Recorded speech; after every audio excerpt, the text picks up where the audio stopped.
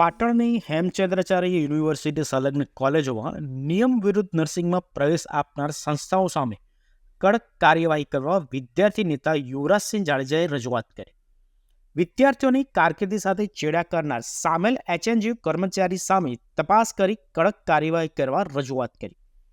એચએનજીયુની અંદાજિત 20થી વધુ મેડિકલ કોલેજોમાં ગોટાળો થયો હોવાનો આરોપ સાથે પુરાવા ચાન્સેલરને આપ્યા. વધુમાં વિદ્યાર્થી નેતા યુવરાજસિંહ જાડેજાએ જણાવ્યું હતું કે ખાસ કરીને 400 જેટલા વિદ્યાર્થીઓ છે. વિદ્યાર્થીઓનું નર્સિંગમાં એડમિશન કરવામાં આવેલું, પરંતુ એનું જે ભાવિ છે એ ભાવિ ધૂંધળું છે.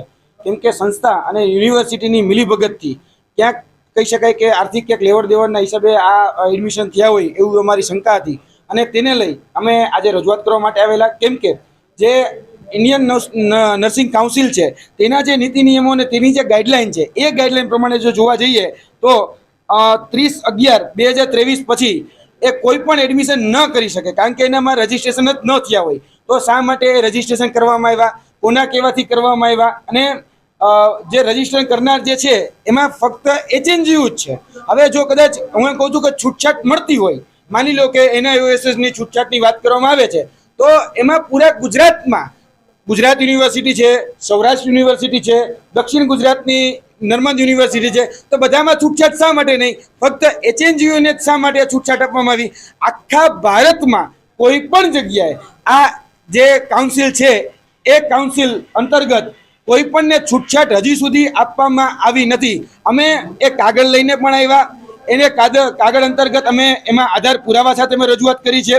અમારી પાસે ગુજરાત નર્સિંગ કાઉન્સિલ, તો એનો પણ લેટર અમારી પાસે ઉપલબ્ધ છે, અને એ લેટરના આધારે પણ અમે કીધું કે ભાઈ આમાં તારીખ વહી ગયા પછી શા માટે વિદ્યાર્થીઓનું રજીસ્ટ્રેશન કરવામાં આવ્યું, અને જો તમે એનું રજીસ્ટ્રેશન કર્યું છે તો શું એ જ્યારે એક કોઈ પણ ડિગ્રી પૂરી કરશે નર્સિંગની તો એની ડિગ્રી વેલિડ રહેશે કે નહીં, એ અમે જાણવા માટે આવ્યા હતા. એની લેખિત બાંયધરી લેવા માટે આજે અમે ઉપસ્થિત હતા. આજે અમે વીસીને મળ્યા છીએ, અને વીસીનું એવું કહેવાનું થાય છે કે અમને 12 થી 15 દિવસનો સમય આપવામાં આવે એવી એમની માંગણી છે.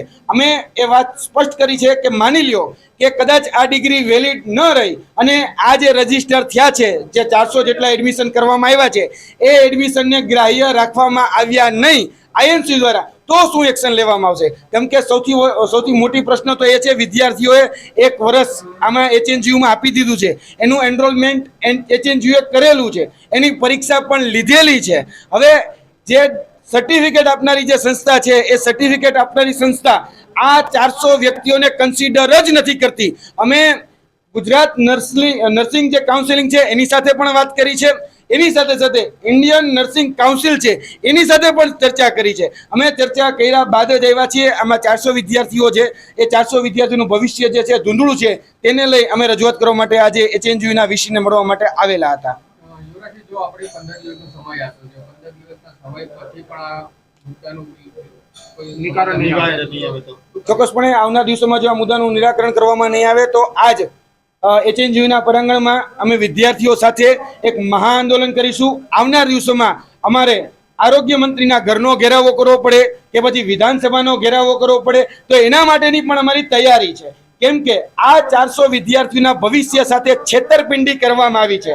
અમે સ્પષ્ટ માંગણી કરીએ છીએ કે જે વ્યક્તિના સહીથી આ વિદ્યાર્થીઓના ભવિષ્ય સાથે જે છેતરપિંડી થઈ છે એ છેતરપિંડીમાં એફઆઈઆર એ એચએનજીયુ દાખલ કરે, અને એચએનજીયુ જો એફઆઈઆર દાખલ નથી કરતી તો અમે એ વિદ્યાર્થીઓને સાથે રાખી એના ભવિષ્ય સાથે જે ચેડા થયા છે એની એફઆઈઆર અમે લખાવીશું. એચએનજીયુ ચાન્સેલરે જણાવ્યું હતું કે નર્સિંગ કોલેજની અંદર જીએનસી આપણને નવેમ્બરની તારીખ આપેલી હતી, એમ ડિસેમ્બરની અંદર એનઆઈઓએસનું રિઝલ્ટ આવ્યું એમ, અને એ રિઝલ્ટ છે અંદર એના ઉપર પ્રવેશ સમિતિ દ્વારા પ્રવેશ અપાવવામાં આવેલા, અને જેમને પ્રવેશ આપેલા હતા એમનું રજિસ્ટ્રેશન યુનિવર્સિટી એ કરેલું છે. ભૂતકાળની અંદર જે રિઝલ્ટ મોડા આવ્યા હોય એમ તો એવા રજિસ્ટ્રેશન છે પહેલાં અંદર એ થતા હતા એમ. હવે આપણે જીએનસીની અંદર તપાસ કરેલી છે એમ, એ લોકોને આપણે અહેવાલ આપવાનો છે. એ અહેવાલ મેળવવા માટે આપણે તમામ કોલેજો પાસેથી આ પ્રકારના જે પ્રવેશો થયેલા હોય એમ એ પ્રવેશો માટેની માહિતી છે પહેલાં અંદર મંગાવેલી હતી એમ, આપણે એક રિમાઇન્ડર પણ કરેલો છે અને આજ સુધી જે માહિતી આવેલી છે એ માહિતી પર અમે તૈયાર કરી અને જીએનસીને રિપોર્ટ મોકલીએ છીએ. સર કેમ એક જ ઉત્તર ગુજરાત યુનિવર્સિટીએ એડમિશન કરે, ગુજરાતની કોઈ યુનિવર્સિટી એડમિશન નહીં? કદાચ એ બાબત વિશે આપણને અત્યાર સુધી જે એડમિશન સમિતિ છે એમણે આપણને એવું જણાવેલું કે ભૂતકાળની અંદર પણ સર આપણે અને બીજા રાજ્યોમાં આપણા જે નજીકના રાજ્યો છે ત્યાં આવા પ્રવેશ છે પહેલાં અંદર થતા હોય છે. આપણે પ્રવેશ સમિતિએ જે પ્રવેશ આપ્યા હોય એમને યુનિવર્સિટી એનરોલમેન્ટ કરતું હોય છે. પ્રવેશ સમિતિએ આ જે પ્રવેશ આપેલા એના ઉપર યુનિવર્સિટી છે એ પ્રવેશ કરેલા છે. ભૂતકાળની અંદર પણ કેટલાક એફિલિએશન, દાખલા તરીકે સરકારશ્રીની મંજૂરી આવે તો એ એફિલિએશનની અંદર ક્યારેક પ્રક્રિયા મોડી પણ થતી હોય છે. આજે કેટલી કોલેજ ગુજરાતની અંદર એવી છે કે જેમને સરકાર દ્વારા આજ દિન સુધી માન્યતા ન મળી હોય. દર વર્ષે આપણે કોલેજ છે પહેલાં અંદર ચાલતી હોય છે અને એના જે તે પ્રપોઝલ છે પહેલાં અંદર જતી હોય છે. આજે પણ આપણી પાસે યુનિવર્સિટી પાસે કેટલી વસ્તુ એવી છે કે જેનું 2021-22 કે 22-23નું એફિલિએશન બાકી હોય આપણને વિશ્વાસ એવો હતો, જે એડમિશન કમિટીના ચેરમેન શ્રી છે એમને એવું જણાવેલું કે સાહેબ ભૂતકાળની અંદર આપણે આવા પ્રવેશો મોકલેલા હતા અને આ પ્રવેશો થયેલા છે. આપણે જીએનસીની અંદર સંપર્ક કર્યો તો એ લોકોએ કીધું કે સાહેબ એની તારીખ છે એ ઇન્ડિયન નર્સિંગ કાઉન્સિલ છે એમના દ્વારા નિયત કરવામાં આવતી હોય છે. આ તારીખ જુદા જુદા રાજ્યને જુદી જુદી તારીખ આઈએનસી દ્વારા અપાય છે.